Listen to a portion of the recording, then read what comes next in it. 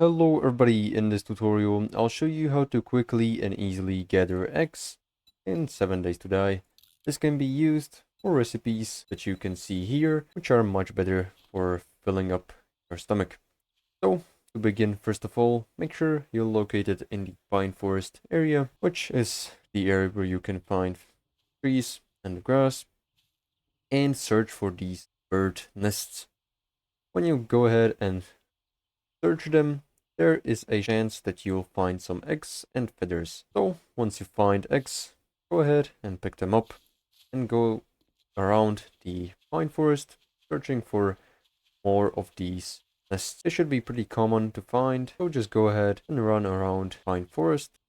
And as you can see, I once again got lucky and got two other eggs. And there is not 100% chance that you'll find eggs inside of the nests, but it is the most common option. So, thank you for watching, make sure to like and subscribe if you found this helpful, and see you in the next one.